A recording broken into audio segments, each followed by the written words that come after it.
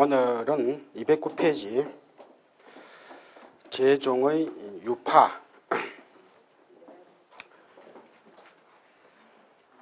지난 시간에 우리가 말미에 209페이지 위에 우리가 고려시대 전기에 성가제도가 정비가 돼서 선종법계와 교종법계, 그래서 그 품계가 그렇게 정해졌다 하는 것까지 보았습니다. 그래서 이 선종법계에서는 최고의 지위가 대선사고, 교종법계에서는 성통, 그렇게 됐습니다. 그런데 이제 우리가 고려시대에 보면은 국사왕사라고 하는 스님들의 그 지위로서 최고의 예우로서 많이 나타나고 있습니다. 그래서 이 대선사나 혹은 성통 혹은 또 이 지위가 아니라도 그 당시 신망이 있으면은 왕들이 왕사 혹은 국사로서 모셨습니다. 이것이 우리가 그 고려 시대의 태조부터 해가지고 우리가 그 신돈 고려 말에 여러 개혁을 추진했지만은 결국 그 유학 세력으로부터 비판을 받아서 국사가 결국 그 임명이 안 되는 그 말까지 그 국사 왕사 제도가 유지가 되는데요. 고려 시대에 이 왕들이 국사 왕사를 모심을 통해 가지고 어떤 이점이 있냐 하는 것을 잠깐 보고 그래서 이 제종의 유파와 같이 연결해서 보도록 하겠습니다. 그래서 이 국사 왕사가요 여러 종파에서 골고루 나타나는데요. 특히 그 중에서도 고려 역대 그 스님들 국사 왕사를 보면은 함종, 유가종 이 두 종이 교종으로서는 많고요. 선종계통으로서는 천태종하고 우리가 조계종 계통이 서로 균점을 하는데요. 조계종 쪽이 조금 더 많습니다. 그래서 이게 그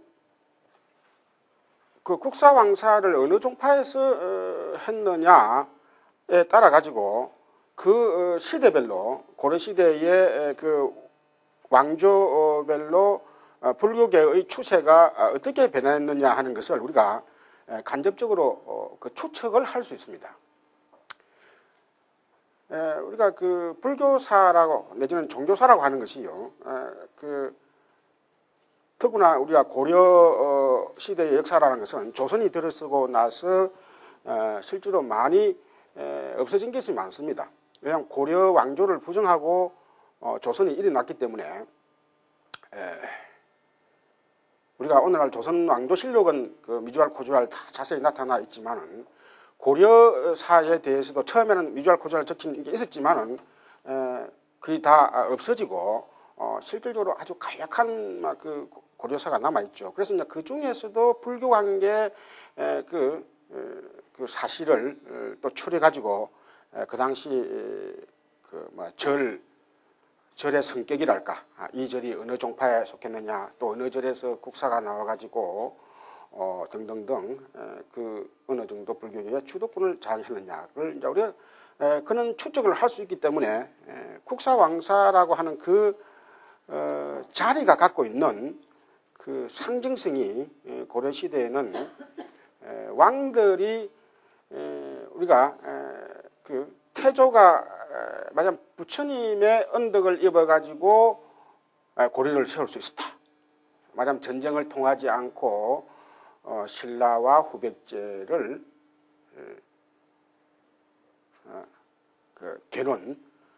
견훤과 그다음에 그 신라를 전쟁을 통하지 않고 복속을 할 수 있었다는 것도 부처님의 언덕이다 이렇게 봤죠. 그래서 역대 왕들은 다 부처님을 존숭하고 사찰을 건립,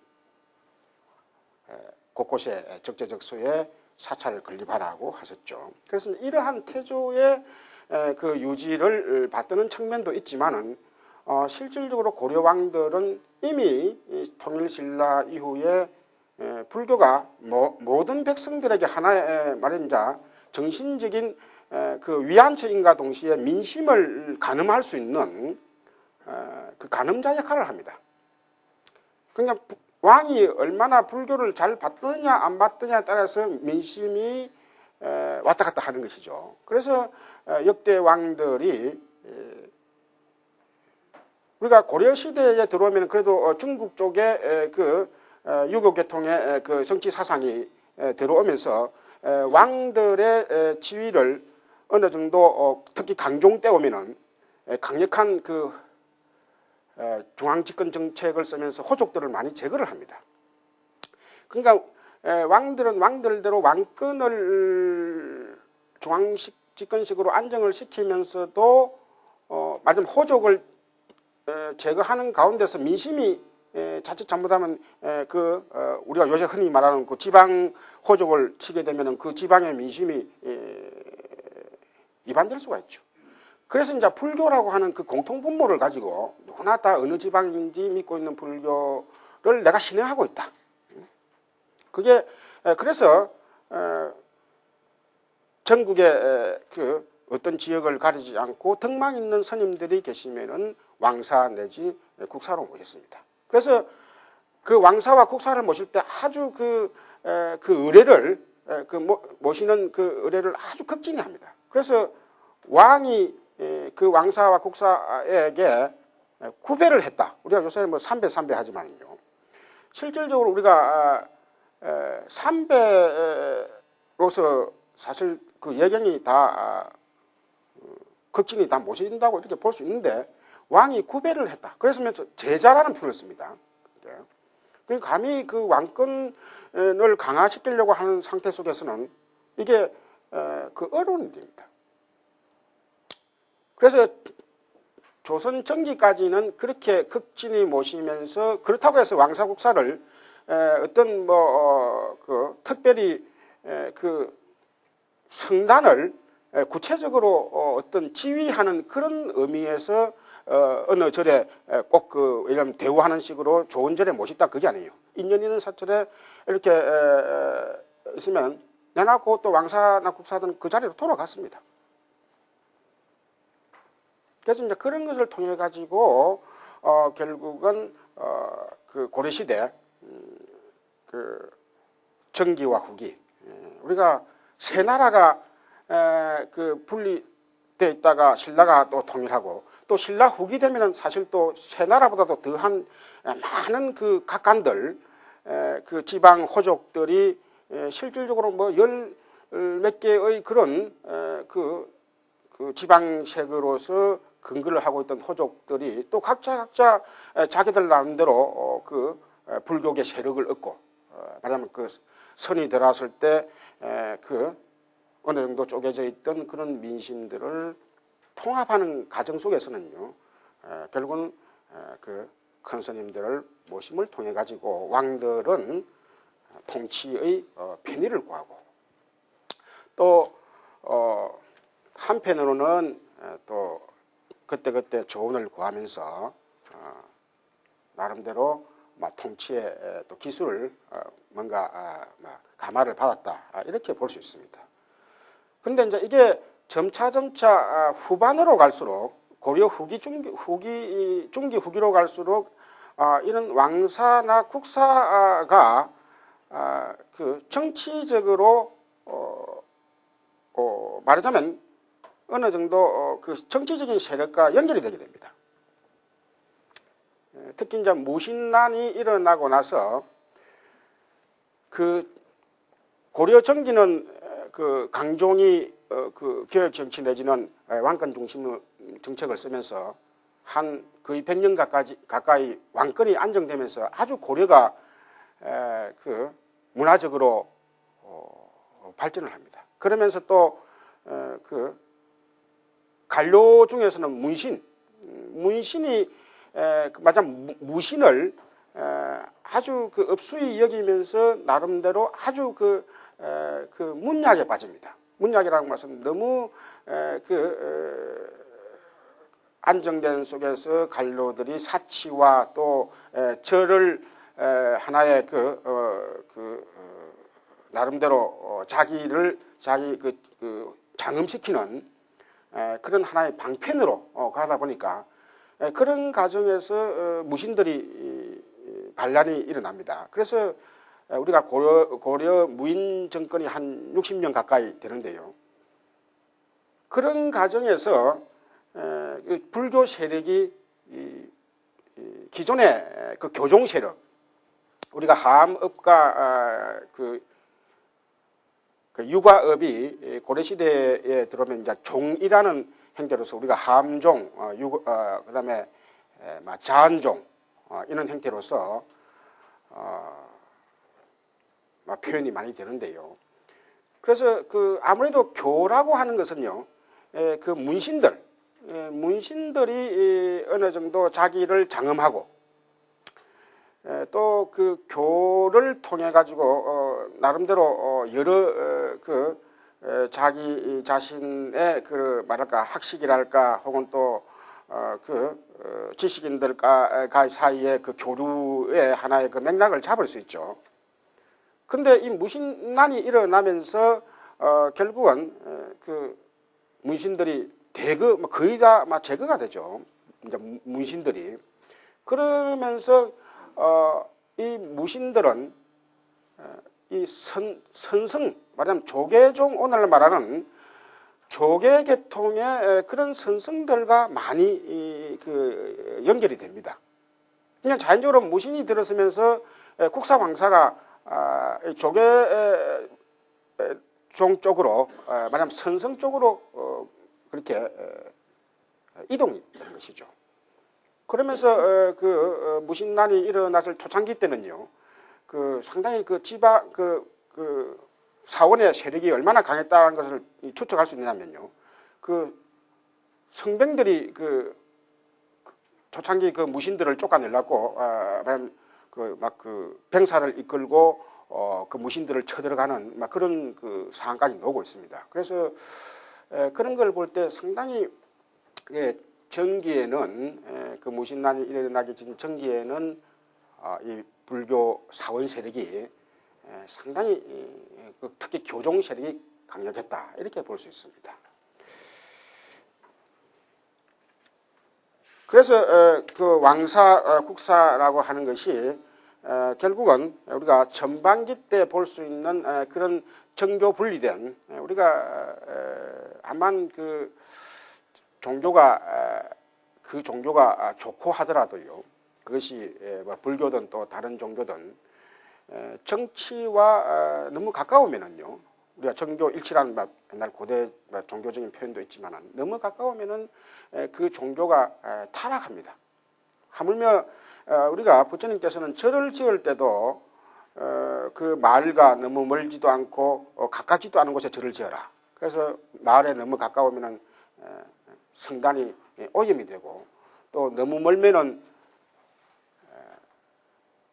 일반 신도들은 스님들의 설법을 들을 수 있는 기회도 작고 또 제시 법시를 서로 베풀 수 있는 그 기회가 작을 수 있지 않느냐 해가지고 절을 짓는 위치까지도 불가원의 그런 말씀을 하셨듯이 사실 불교 교단이 너무 왕권과 밀착되어 있으면 항상 부패하는 그런 사람들이 나타나기 마련이죠. 그래서 이제 후반에 가면 갈수록 그런 현상이 더 나타나게 됩니다. 그래서 그런 전체적인 맥락만 아시고 그 다음에 제종의 유파를 보면은 209페이지 제일 아래단에 구산선문이라는 말이 나오고 그 다음에 교종파로서 오교라는 말이 나옵니다. 그래서 밑에서 5째 줄에 놓는 그 우리가 국사 교과서에 항상 그 불교 나말 여초라 해가지고 신라 말 그 여초에 뭐 종교 상황이랄까 혹은 또 문화 현상을 일으킬 때 항상 이 오교구상이 나옵니다. 그런데 이게 오교라는 말은 지금 그거 5개가 들어있죠. 열반종, 계율종, 하암종, 법성종, 법상종. 이러한 것은 실질적으로 없었다. 지난번에 잠깐 말씀드렸지만도 이것은 어디까지나 중국과 일본에서 종파가 성립된 데 대해서 우리도 일찍부터 종파가 성립되어 있었다 하는 것을 나타내기 위해서 갖다 붙인 것이지 실질적으로는 종이 있은 것이 아니라 우리가 종하고 업하고 다른 게 뭐냐면요. 종이라고 하는 것은 사자상승이 되면서 하나의 그 신행단체가 이루어지는 것을 말합니다. 그러나 업이라고 하는 것은 학문 분과를 말합니다. 그래서 하음업 하면은 하음학, 우리가 요새는 이제 업이란 말을 안 쓰고 학이란 말을 쓰죠. 그래서 이제 하음학의 학통이 이어진다는 말이고, 유가업이라고 하면은 유가학의 학통이 이어진다는 거예요. 그래서 고려시대도 역시 그 정권이 안정될 때는 이 하음업과 유가업이 교종으로서 상당히 그 왕권 세력들, 귀족을 위시한 왕권 세력들에게 상당히 그 어필해가지고 직접 그 hen종 같은 경우는 해나사를 지어서 유가의 그 전문 도랑으로 삼게 할 정도로 이 교종이 득세를 했다. 이렇게 볼 수 있습니다. 그래서 실제로는 이 열반종은 있지도 않았으며 하암종이라는 것도 실질적으로는 이제 고려 중기에 와서 이제 우리가 그 이름이 결국은 이끌어지는 것이죠. 법성종, 법상종이라는 말도 실질적으로는 그 종이 있은 게 아닙니다. 그래서 이제 유가업이 가장 이제 법상종에 가깝죠. 그래서 우리가 뭐 법상종 스님 하지만도 우리나라에서는 법상종이라는 게 실질적으로는 유가업으로서 그렇게 학문의 분과로서 나타났다는 것이죠. 그래서 그 이야기가 210페이지로 넘어오면은 셋째 줄에 그거 보면요. 실제에서 오교라는 말은 교종의 5 종파가 아니라 우리가 그래서 대부분이 이제 그동안에 많이 국사 교과서에 글이 나와 있다 보니까 많이 틀리게 알고 있던 부분이죠. 당시 교계 종단의 교종 전반을 통칭한 말이다 이 말이죠. 통칭한 말이다.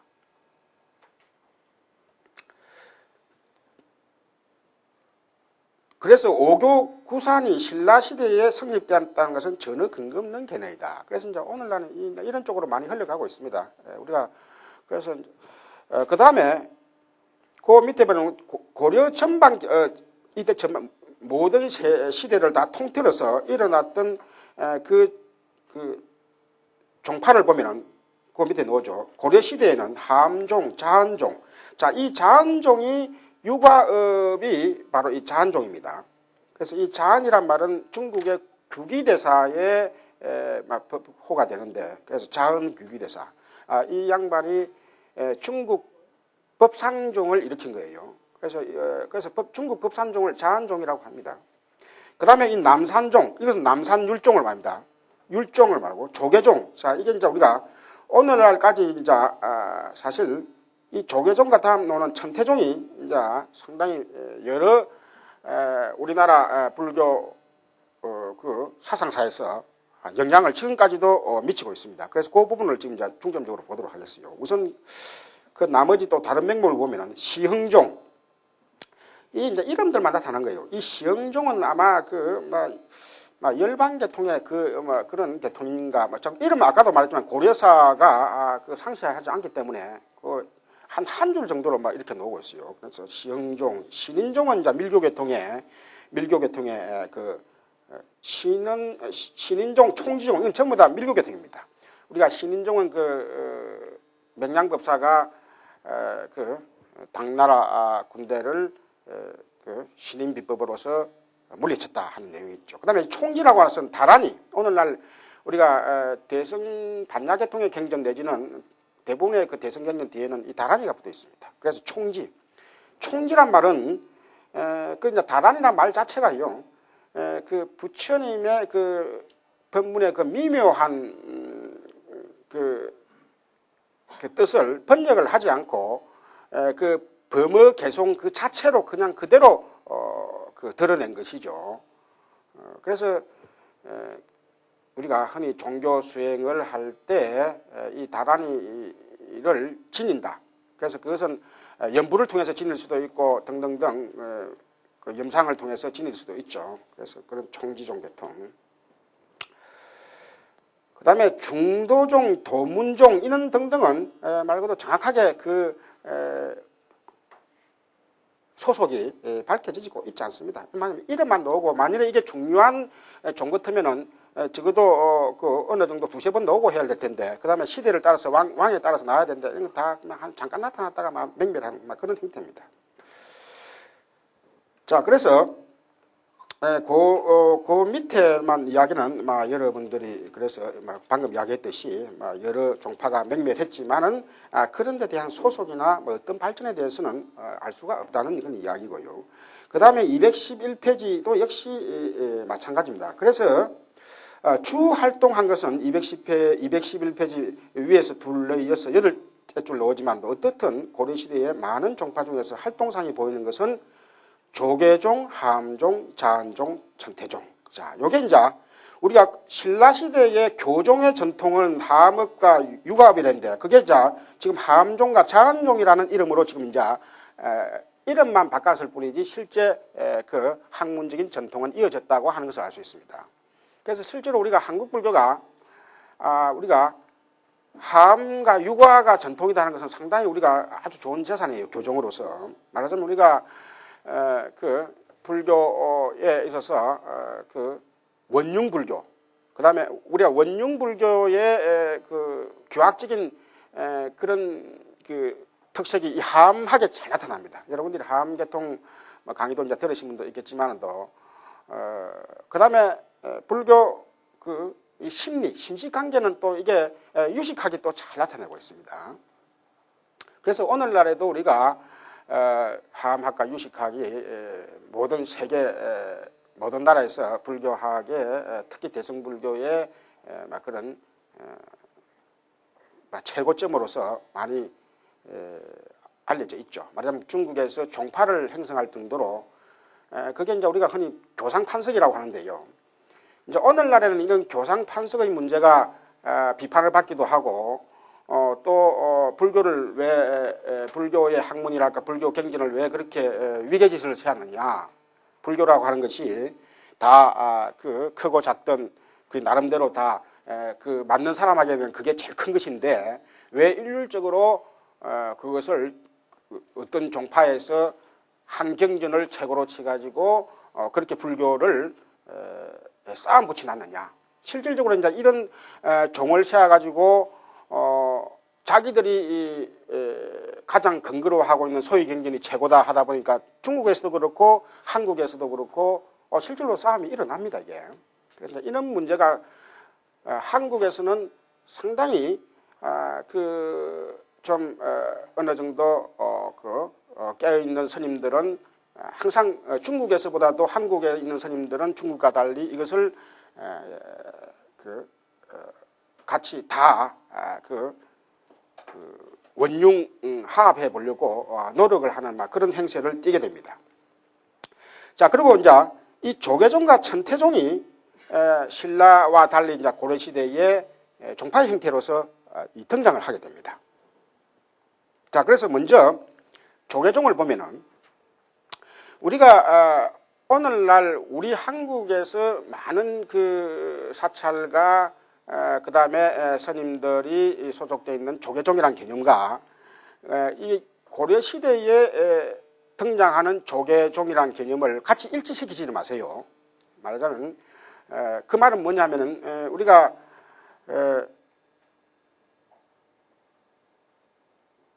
그 역사를 공부하는 데 있어서는요, 역사를 공부하는 데서 물론 현재적인 관점에서 역사를 과거를 재해석하고 새롭게 보는 것을 우리가 흔히 역사라고 하지만은 그렇다 해서 과거라고 하는 것은 그 과거의 상황 속에서 왜 그러한 이름을 띠게 됐느냐.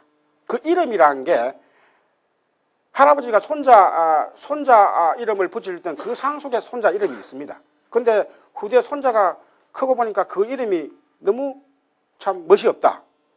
그 멋이 없다 해서 그 이름을 바꿀 수도 있습니다. 그러나 그 이름을 바꿔서 새 이름을 했는데 거기 또 옛날에 마치 바꾼 이름이 또 옛날에 다른 그 이름하고 일치되는 경우가 있습니다. 그럴 경우에 현재적 상황에서 이름을 바꿨는데 그걸 가지고 과거와 딱 정확하게 일치시키면 안 됩니다. 그래서 이 문제가 이제 우리 한국 불교의 지금 현 상황을 설명하는 데도 아주 중요한 우리가 관점입니다. 자, 그걸 먼저 아시고 이걸 보시면은 자, 먼저 지난번에 우리가 신라 말에 점차 도의 스님과 홍척 스님 등등을 해가지고 남종선이 들어왔다고 그랬습니다. 그래서 이 남종선의 우리가 그 주창자는 조계 해능스님이라고 했어요. 육조 해능스님.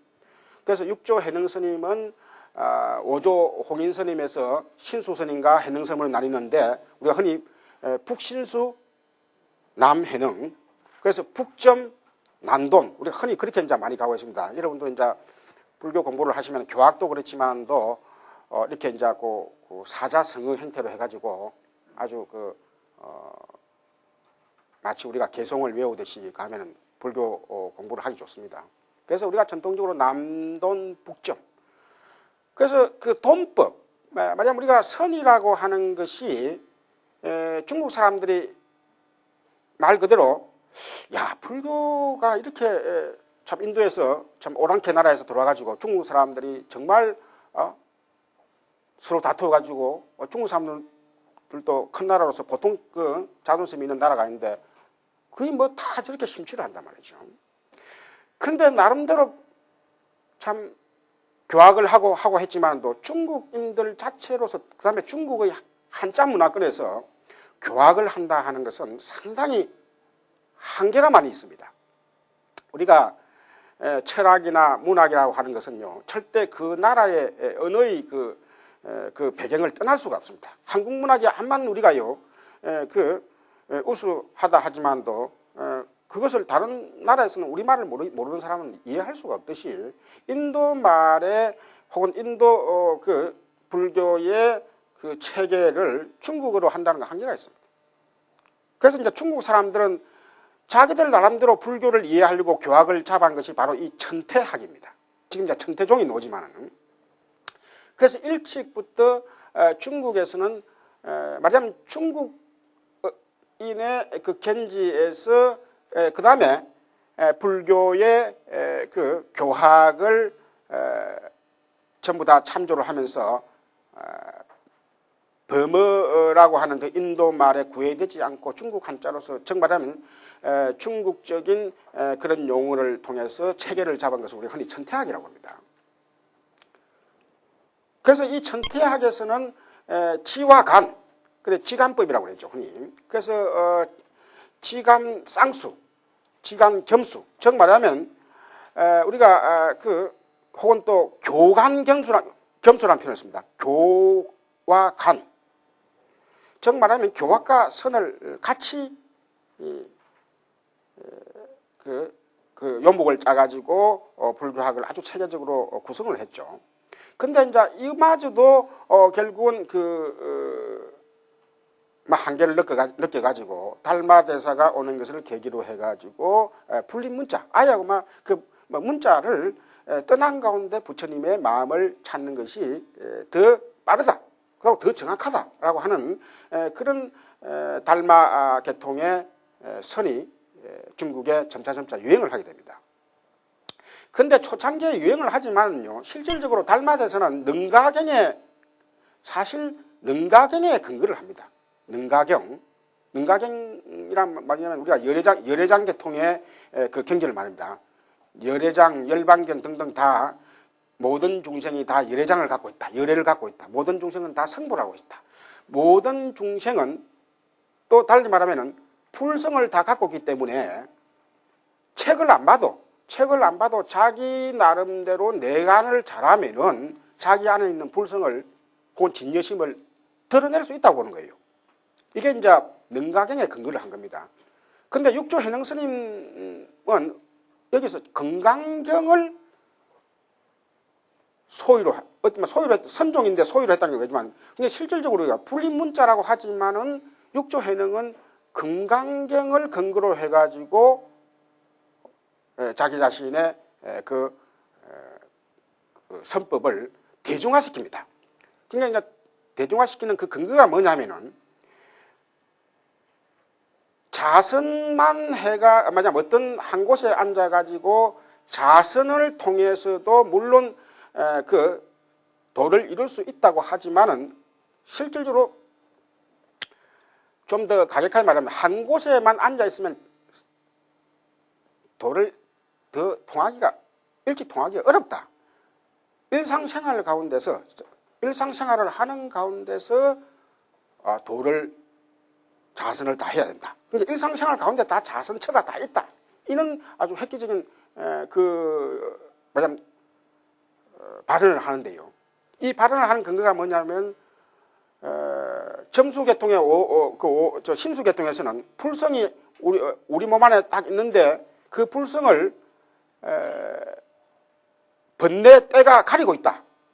그래서 그 번뇌때를 점차점차 수행을 통해가지고 벗겨내면은 마치 거울의 때를 벗겨내면은 언젠가는 거울이 깨끗해져가지고 만상을 다 나타내듯이 점차점차 수행을 열심히 해야 된다고 하는 것이 우리가 흔히 말하는 북종심리 점수법입니다. 그런데 해능은 때가 본래 어디 있으며 불성을 바치주는 그 장소가 어디 있느냐, 그런 유명한 그 개송을 방을 붙여가지고 결국은 오조 홍인인 서성으로부터 인가를 받습니다. 서성을 인가로 받았지만도 그 당시 그 홍인하에 그 주도세력은 누구냐면 신수계통입니다. 그 신수는 그 당시 그 정치 권력하고도 그 궁중에도 마음대로 드나들 정도 권력을 갖고 있기 때문에 자칫 잘못하면 그 신수를 중심하는 주도 세력으로부터 목숨을 잃기 쉬우니까 살짝 오조 홍인 스님으로부터 빠져나가라 했고, 그래서 이제 대중 쪽으로 흘려놓죠. 그래서 이러한 우리가 물론 이것이 설화든 자관 어떻게 됐든 이러한 설화가 중국에 유행을 하고 그 이후에 육조 해능이 받들어졌다고 하는 그런 대목이 뭐냐면은요, 불교가 상당히 중국 불교가 그래서 이제 금강경 내지는 이 남돈선이 우리 한국에 신라의 스님들이 경쟁적으로 중국에 유학을 해가지고 신라에 가져오는 하나의 그 원인도 됩니다. 실질적으로 이제 꼭 중국이라서 우리가 중국이 큰 나라이기 때문에 그 불법을 남동선을 다 가져왔다는 이런 점보다도 남동선 자체가 갖고 있는 그 대중적인 하나의 그 해석이 우리나라 스님들에게 대거 받아들여졌던 것이죠. 그래서 이제 받아들여져 가지고 실질적으로 그 통일신라 후반기 때에 또 그 정치적으로 분란했지만은 그래도 지방 호족들로부터 여러 막 경제적인 후원도 받고 하지만은 그때까지만 하더라도 어디까지나 종이라는 말을 안 짓습니다. 그래서 이제 조계의 그 하나의 그 운손, 우리가 조계의 운손이란 말은 조계 그 원류를 조계로 해가지고 먼 하나의 그 맥을 그대로 잇고 있다. 그래서 그 조계지도 등등 종자는 얹고 그 조계지 등등 이런 어디까지나 조계라는 말을 스님들의 그 행적을 기술하는 비문 등에도 그런 행태로 쓰지 조계종이라는 말은 안 썼습니다. 그래서 이제 우리가요, 물론 이 문제는 지금 우리가 학자들 사이뿐만 아니라 지금 우리나라도 앞으로 이 조계종의 원류가 뭐며 조계종의 이름을 어떻게 쓰게 됐느냐 하는 건 지금도 통설은 없습니다. 근데 대체적으로 이제 어느 정도 접근이 된 게 뭐냐면요, 지금 천태종과의 관계 속에서 아까 그래서 그 지방 호족들이 많은 그 분립을 하는 가운데서 역시 또 선문도 구산 형태로서 나눠져 있기 때문에 어디를 꼭 그 중심으로 할 수가 없는 거예요. 그런데 이제 고려로 넘어오면서 역시 고려 전기에는 왕권이 안정되니까 점차 교종 쪽으로 하암업이나 아까 육아업 쪽으로 왕권이 또 어느 정도 연결되면서 사실 이 조계를 이은 그런 선법들이 그 쇠퇴하게 됩니다. 그래서 쇠퇴하는데 결국은 여러분들이 아시는 그 진울스님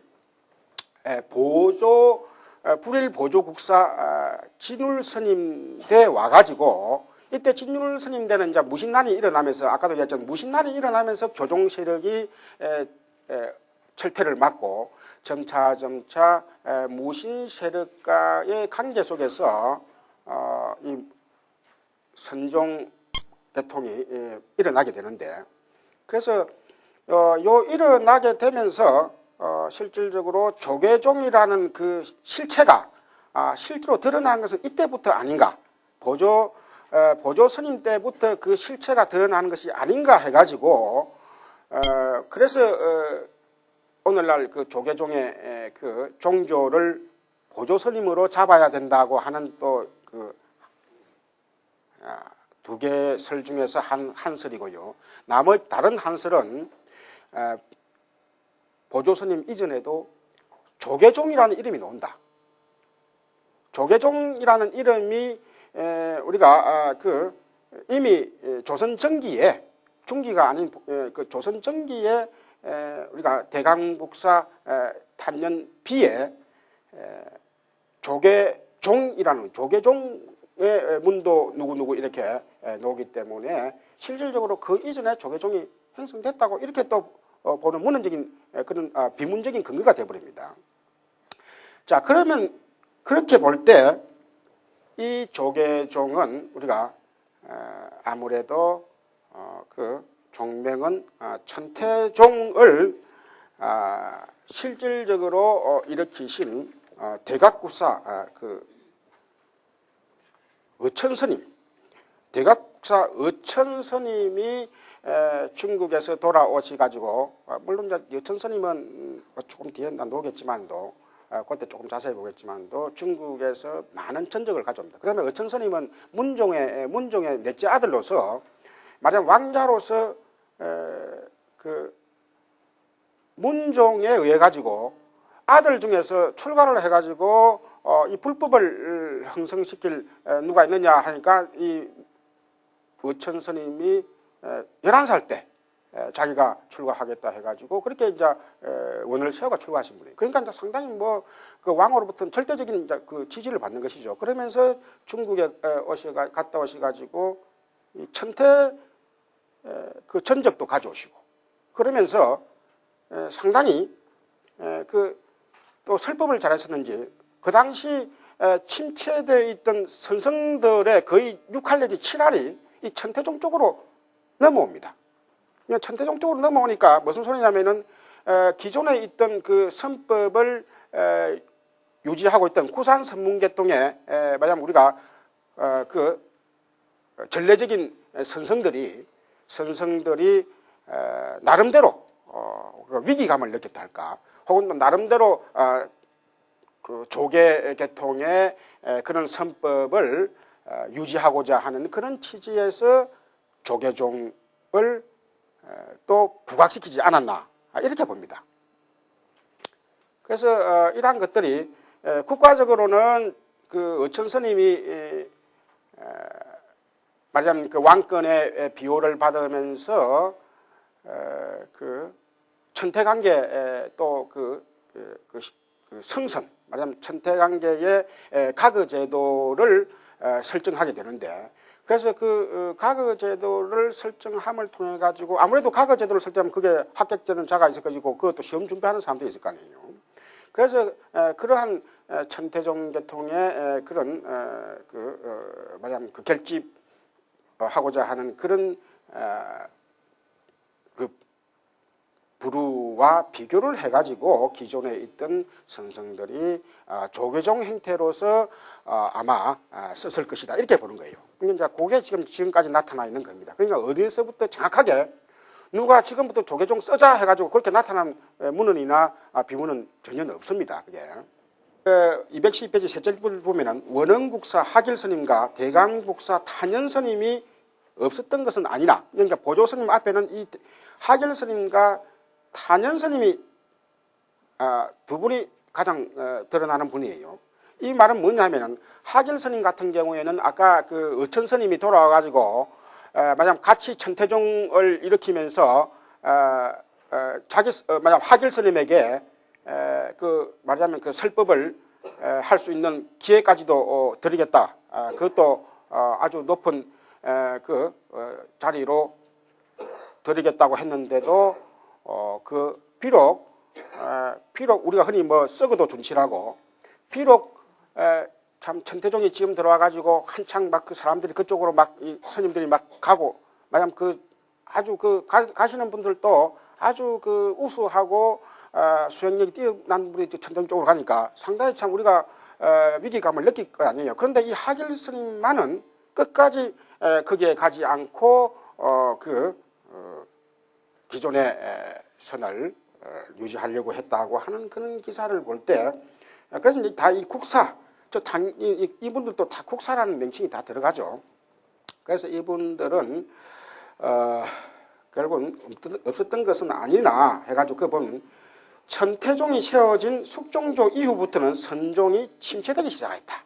자, 그래서 이제 침체되기 시작했는데, 그러나 불일 보조스님이 보조국사 진울이 나와서 새로운 선의 경지를 열므로써 조계 선종의 중흥을 이루었다. 그래서 이분이 사실 지금 우리 책에 지금 곧 밟아 놓는 다음 이 책들이 아주 그 교화선을 융통하는 그런 논지를 다 기본적으로 깔고 있습니다. 그러면서도 선에서도 우리가 흔히 도노돈수와 도노점수를 이야기할 때 이 보조스님께서 그 방편으로 주장하신 건 도노점수입니다. 만약 일반 중생들의 근기의 대부분을 생각할 때는 도노점수가 맞다. 또 비록 깨우친 어느 정도 근기가 있는 사람한테도 우리가 도노돈수 흔히 보조스님도 도노돈수를 부정한 건 아니지만요.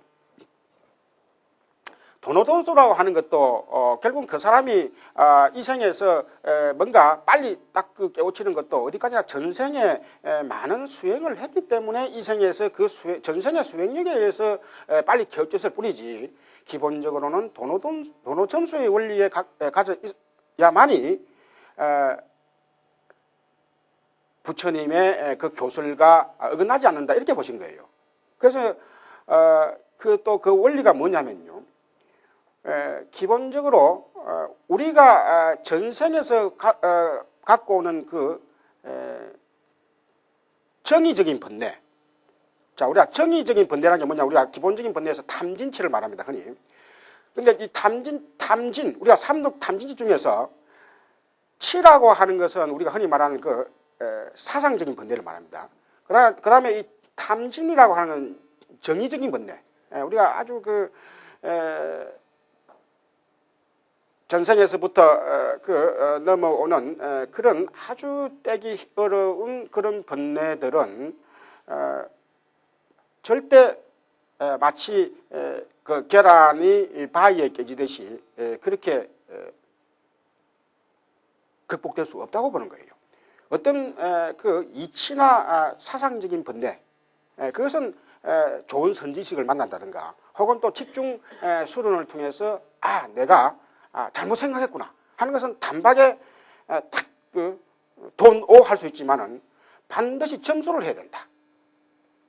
그래서 우리가 이치는, 그래서 우리가 이혹, 사혹이라는 그 유명한 표현이 있습니다. 이혹은 도노 하나, 사혹은, 자, 이때 사혹이라는 것은 우리가, 이때 살아가는 것은 우리가 일상사, 일상사 할 때 일상사 이 사자를 쓰죠. 우리가 가만히 앉아 있으면 우리가 어떤 사람도 평소에 갖고 있던 번뇌들을 어느 정도 제거할 수 있습니다. 우리가 시장 바닥에 살다가 그 산사나 아주 한적한 곳에 가면요, 정말 인간한 악인들도 마음이 정화가 됩니다. 우선 물소리만 들어도 내 마음이 정화가 됩니다. 더구나 요새 뭐 단풍철 같은 경우는 더 마음이 정화될 수 있죠. 평소에 세파에 물든 그런 색깔을 보다가 정말 그렇게 곱게 물든 단풍만 봐도 정화가 됩니다. 그러나 그 정화가 됐다고 하는 것은 어쩌나 그 순간입니다. 그런데 다시 버스 타고 시내로 놓으면 이제 버스 안에서 또 뭐 한잔 하자 해가지고 막 가고 또 뭐 나한테는 또 뭐 좀 작게 주니 하면서 또 막 티깍대가 하고요. 집에 올 좀 되면은 이미 또 막 그 산사에 있던 그것은 다 빠져나가고 또 새로 첫 출발 그대로 있습니다. 그러니까 일상사 가운데서, 그러니까 우리가요, 결국은 우리가 만사라는 표현을 쓰죠. 그래서 우리가 많은 스님들이 만행을 하는 이유도요, 우리가 그 안글을 할 때 화두를 잡고 한다 치다. 그럼 딱 했는데, 아까도 얘기했지만도, 한 곳에 앉아서 집중을 하면은 대부분 다 마음이 정화되지만, 그것을 다시 바깥에 나와서 부딪히면은요, 10년 만에 참 원수를 만날 수도 있고, 또 10년 만에 애인을 만날 수도 있고, 그런 만감이 교차할 겁니다. 미운 정도, 등등등. 또 원수라는 게 꼭 또 외나무에서 또 만나는 경우가 많잖아요. 안 만나려 해도 피하면 또 피하는 그 자리에서 만납니다. 그러니까 그 경우에 지가 암만 탐진치를 다 매렸다 해도요, 갑니다. 그래서 이건 점수될 수밖에 없는 거예요. 그래서 우리가 부처님에서 그래서 우리가 불교는 이걸 견도라 그러고요, 이걸 수도라 그럽니다. 수도. 견도로 통해서 떨어지는 것은 도노할 수 있지만 수도라고 하는 것은 도노가 안 됩니다. 점수해야 됩니다. 수도라고 해서. 그래서 보조스님께서는 돈오점수라는 말이 상당히 전통 경설에도 근거도 되면서 그 당시 고려 사회에 정말 말하자면은 이제는 그 천태종이 일어나가지고 많은 스님들이 천태종으로 막 빠져나가는 그런 행국이다면 그 기존의 선성들이 많이 타락하고 침체하고 혹은 또 그 임재종 계통에 말하자면 그런 그 선법들이 또 들어왔으니까 가나선을 당연히 하게 될 거 아니에요. 그럼 가나선을 하게 되면 하두를 창구를 한단 말이에요. 그럼 하두를 잡으면 거기에 대해서 자기 주관적인 이 나름대로 도를 깨우쳤다고 하는 주관적인 이야기들이 많이 일어날 수 있습니다. 나는 도를 많이 다 통했다. 우리가 오늘같이 불교세가 그렇게 우리나라에 그렇게 크지도 않는데 옛날에는 그 당시 고려시대는 거의 전 백성들이 불교를 믿은 행편이었으니까 많은 사람들이 출발했으니까, 그래서 그것을 도를 통했다 하면 그대로 참 전국적인 지지를 받을 수 있는 거 아닙니까?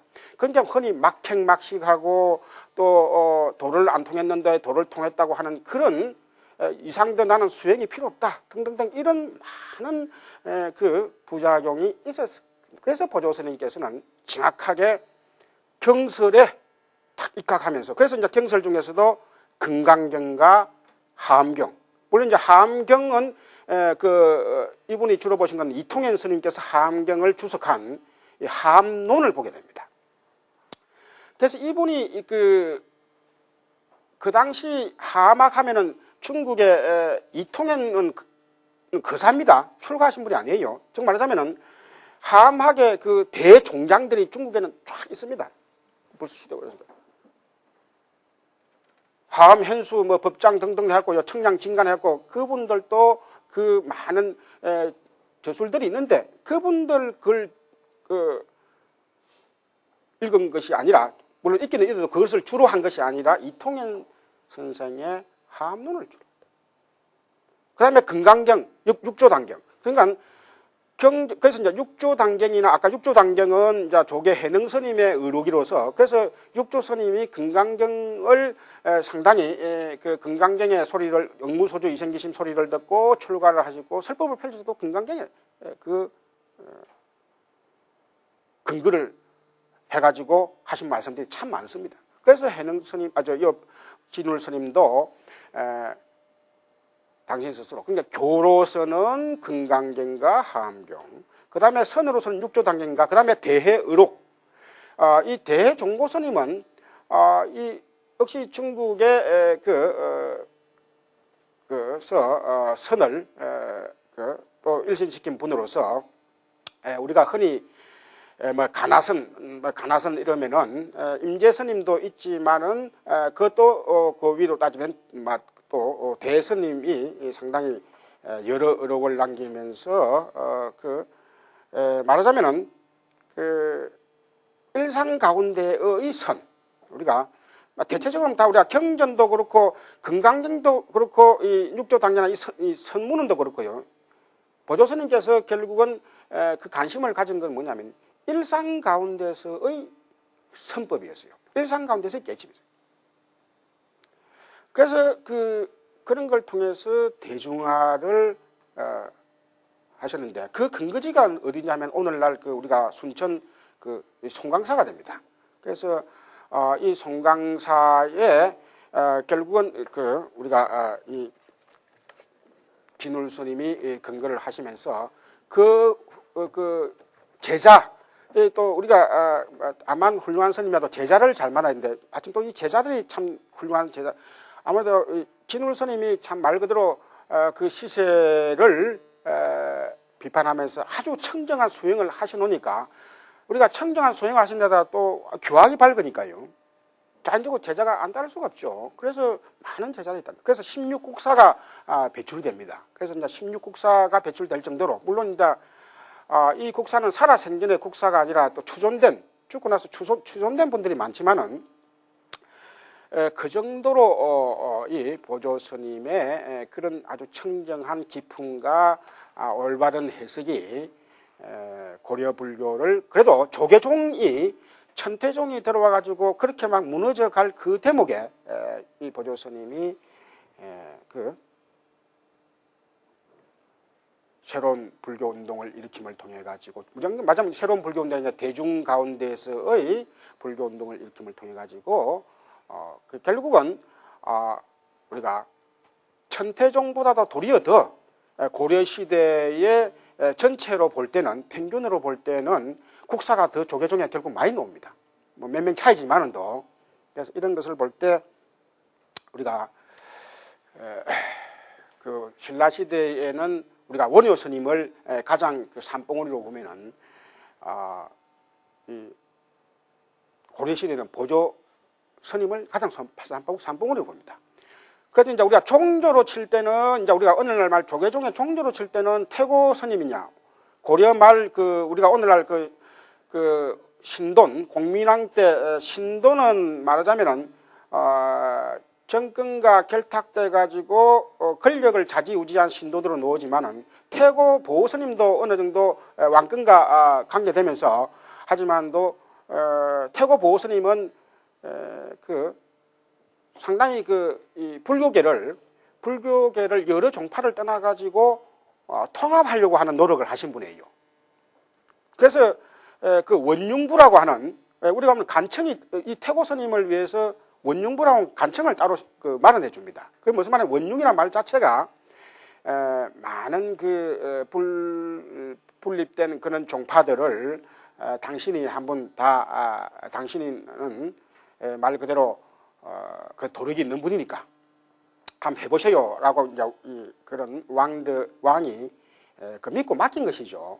근데 이 태고 보호 스님은 나름대로 왜 이분은 저술도 많이 얹고 교학에 대해서는 그렇게 큰 그런 업적이 없지만은 이분은 직접 말 그대로 중국 원나라에 가가지고 임재종 계통의 서곡청홍 임재 18대 손 서곡청홍으로부터 선법을 이어왔다 해가지고 이분을 조계종조로 친다. 왜냐하면 이제 이거는 뭐냐면요, 우리 지금 조계종을 가나선을 종기로 보게 되면은 실제로 가나선을 오로지 한 사람은 태고 보호스님밖에 없다 이렇게 보는 거예요.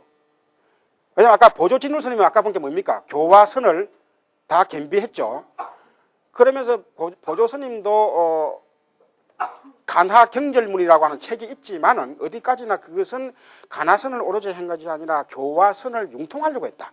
더구나 가나선이라고 하는 것은 기본적으로 도노돈수에 있는데 그 포인트가 도노돈수에 있는데 태고 보호스님은 무자하두 창구를 통해 가지고 실질적으로 우리나라 고려에서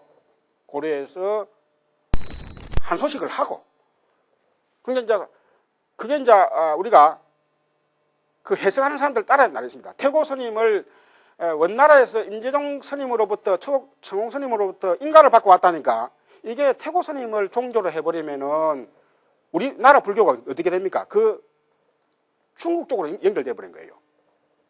중국의 임재종 계통으로 연결돼 가지고 말하자면 우리 조계종이 만약 우리가 한국 불교에서 지금 많은 그 위치를 차지하고 있는 조계종이 중국 임재종의 그 선에서도 아주 한 파로서 그쪽으로 몰아져 버리잖아요. 근데 이제 그걸 걱정하는 사람은 뭐냐면은 한국 불교라는 게 중국 불교하고 다르다. 그리고 지금 조계종이라고 하는 것은 실제로 중간에 말 끊어져 가지고 이름만 조계종이지 왜 그것을 임재종에다가 좁게 생각하며 그것을 태고 보호해야 하느냐. 그러면 그동안에 한국 불교 통불교로서 해온 많은 교종계통의 그런 전통과 또 그 보조 스님께서 말 그대로 태고 스님 같은 경우는 권력과 어느 정도 밀착이 돼 가지고 아마 선성이지만은 그런 점에 비해서 우리가 대중적인 불교 내지는 또 한국 불교의 교화선을 융통하는 그런 부분은 보조 스님을 더 종조로 해야 된다 하는 이제 그런 논지입니다. 그래서 이제 그런 쪽에 대한 그 반론으로서는 태고 쪽의 그 종조를 주장하시는 분은 태고 보스님은 중국에서 비록 그 임재종 서국 청홍으로부터 인가를 받았다고 하나 그것은 말 그대로 인가가 아니고 자기가 깨우친 것을 확인한 것이다. 한국에서 이미 다 깨우쳤다 보는 것이죠.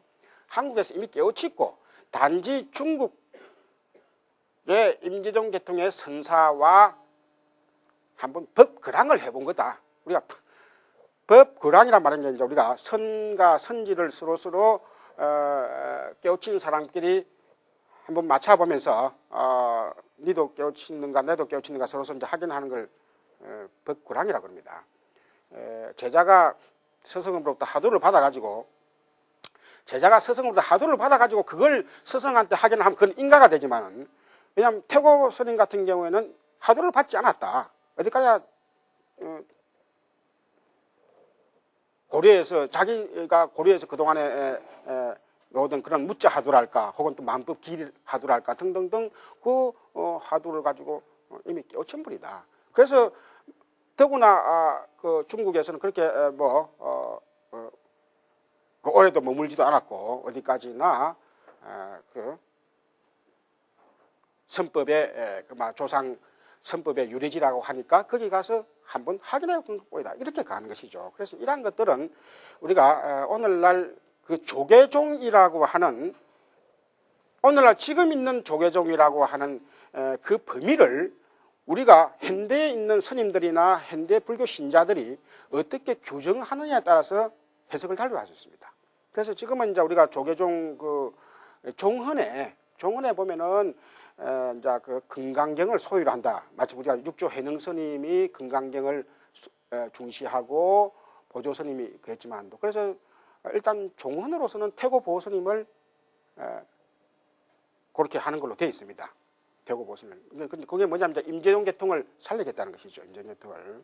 그래서 이런 문제는 그래서 이제 그 앞으로 지금 우리나라 불교가 더 어떻게 전개되느냐. 그래서 우리가 사실 오늘날 저 개인으로 볼 때는요, 조계종이란 그 이름에 구애를 하면 안 된다. 구애받으면 안 된다. 왜냐하면 조계종이라는 이름의 구애를 받으면요, 계속 가나선만 주장하게 됩니다. 그래서 오늘날 가나선뿐만 아니라 그 남방 그 빗바사나 등등등 우리가 불교의 수행에 있어서 여러 가지 방법을 구사하는 게 불교의 특징인데, 유독 중국에서 특히 임재동 계통에서 일어난 가나선을 오로지 하는 그런 의미에서의 조계종은요, 우리나라 불교의 주류를 좁힐 의미가, 좁혀버리는, 더구나 중국 쪽에다가 기대 가지고 우리나라 불교를 좁혀버리는 그런 아주 부정적인, 앞으로 미래적인 측면에서 볼 때 부정적인 현상이라 볼 수 있어요. 과거의 불교를 해석하는 데 있어서는 우리가 필요는 하지만은 지금 우리가 실질적으로 그렇다 해서요, 조계종에 있는 모든 사자, 대부분 사자들이요, 조계종에 맞는 그런 수행을 하냐면요, 그게 아닙니다. 또 그러니까 이름만 실제로 조계종의 행태라는 것이죠. 그래서 이러한 행식의 틀만 갖고 말하자면 이념 투쟁만 하면은요, 그거는 종교뿐만 아니라 모든 그룹이요, 행식을 알찬 그런 내용을 갖고 그 내용이 드러나는 것이 어디까지나 오시고 행식일 뿐이지, 뭔가 정치 상황 내지는 종교 상황에 의해 가지고 급조된 그런 조계라는 말을 가지고 가나선에다가 꼭 붙일 필요는 없다는 것이죠. 이게. 자, 그래서 우리가 이 역사라는 게, 여러분 책에는 지금 이리저리 많은 또 스님들도 등장하고 사자상승하는 부분도 있고 하지만은 또 여러분들이 댁에서 그런 것을 읽을 수 있고요. 어디까지나 우리가 사관이 중요합니다. 불교에서는 불교 사관이 중요하듯이. 그래서 이제 242페이지에 그 아랫단에는 결국은 조계종 계통의 그런 흐름들이고, 213페이지 함종. 이 함종 계통은 아까도 정기에 보면 간해와 희랑 스님을 중심으로 해가지고 해인사 쪽에서, 우리가 그래서 오늘날 해인사란 말 자체가 해인산매라는 그 속에서 함의 사상이 잘 드러나고 있죠. 그래서 이 해인사를 중심으로 해가지고 남학과 북학으로 그 당시 그 후삼국 시대에 정치 세력의 관계 속에서 나눴다. 그래서 지금 남학과 이 북학이 구체적으로 하암법의 어떤 법에 대해서 차이가 나는 데서 정확하게 밝혀지지 않고 있습니다. 중요한 것은 이제 우리가 의상스님이 신라시대 하암학의 하나의 초조로서 절도 많이 짓고 설법도 많이 하고 또 하암 일성법계도도 남겼다고 그랬습니다. 그런데 이 하암이라고 하는 그 교학이 후대로 가면 갈수록 또 다른 정토 사상이랄까, 우리가 의상스님도 그 정토 사상하고 연결시켰지만은, 혹은 또 간음 사상 등등 여러 다른 일반 대중적인 그런 사상과 연결이 돼 가지고 믿어졌기 때문에 꼭 어떤 교학적인 그런 부분에만 한정해서 해석할 필요는 없습니다. 자, 그 다음에 쭉 넘으면은 214페이지 자안종. 이 자안종도 보면은 몇 분이 나오고 있습니다. 그래서 이것은 어디까지나 유가업을 이어서 실질적으로 이 고려 시대에 우리가 사실 불교학이 논리적으로 또 일반 대중들에게 보다 현실감이 오는 것은요, 하암보다는 이게 유식관계, 우리가 구사 유식관계가 더 현실적으로 와닿습니다. 그래서 말하자면 우리가 하암계통은 중국적인 불교, 아까 천태학이 가장 중국적인 불교라 했지만도 하암이라고 하는 그 학도요, 사실 인도에서는 그렇게 융성하지 않습니다. 그러니까 하암이라고 하는, 인도에서는 하암경의 그런 신행이 유행했다고 할 것 같으면 중국에서는 하암학이 도리어 더 유행을 했다는 것이죠. 그래서 상당히 하암학 자체가요, 도리어 더 대승불교이면서도 너무 그 장음에 흐른다든가 하음 자체가 장음 아닙니까? 꽃으로 장음한다는 말이니까요. 그래서 그 왕권 세력을 장음하는 그런 의미와 많이 관계됩니다. 그런데 이제 자한종은 사실 그런 측면에 비하면 상당히 인도 불교적인 그런 인도 교학적인 색채가 강하죠. 그런데 이 자한종이 그래도 고려 전기까지는 이렇게 몇 분의 국사가 나올 정도로 유행을 했다. 그래서 이때가 이제 우리가 마지막 그 이후로는 이제 우리가 요가업을 볼 수 없습니다. 물론 이제 조선시대는 당연히 이제 우리가 하지만 중기 후기로서는 어렵죠. 그 다음에 천태종. 그래서 이 천태종은 아까 조계종과의 관계 속에서 말씀드렸죠. 그래서 그 보면 215페이지가 그 대각국사 어천의 그 진영인데요. 자, 그래서 이번 그 밑에 보면은 뭐 천태종 대선을 성선을 하고 대선을 하고 등등등 나오고요. 215페이지에 보면은 그 실질적으로 고려에서는 천태에 대한 연구는 이미 우리가 지난번에 보았던 재간스님에 의해 가지고 중국의 도리어 천태 문헌을 도리어 역수출할 정도로 어느 정도 있었지만은 그때는 말 그대로 어디까지나 일부 스님들을 중심으로 해가지고 그 맥락이 유지됐던 반면에 이 대각국사 어천 스님이 말 그대로 그 왕자로서의 지위와 그다음에 상당히 뭐 아주 이분이 대단했던가 봐요. 그래서 이분의 가장 중요한 업적은 뭐냐면요. 천태종을 일으켰다는 그 업적도 있지만은 불교 문헌사적으로는 그 다음에 등장하는 그 불교 문헌 목록, 우리가 그 당시까지 전래되던 불교 문헌 목록을 작성했다고 하는 것이 가장 대단한, 이게 우리가 아주 좋은 학술적인 업적이에요. 그래서 이분이 한 문헌 목록 이름이 신펜, 새로 펜했단 말이죠. 신펜 제종 교장 총록입니다. 왜냐하면 제종, 이때 아까 우리가 제종이란 말 나왔죠. 여러 그 학문 분과의 그런 교장을 총록했다. 묶어서 모았다는 것이죠. 그래서 이때 한 묶은 그것이 1010부, 그냥 1010부 4740권이라 합니다. 그래서 우리가 이제 그 장서에서 권이라 하고 하는 것은 양을 말하고, 요즘 같은 이제 페이지를 기준으로 한 양을 말하고요. 이제 한 권이 요새 우리가 한글 번역본으로 하면 한 10페이지 정도가 됩니다. 분량으로. 그래서 이제 그 부라고 하는 것은 종류입니다. 그래서 1100종류의 문헌을 결국은 총록을 했는데, 이분의 또 그 특징이 뭐냐면요. 상당히 합리적인 생각을 가졌다, 이렇게 볼 수 있습니다. 왜냐하면 이분이 원효 스님을 아주 그 한국 불교의 참 대단한 분으로서 또 모시고, 또 그래서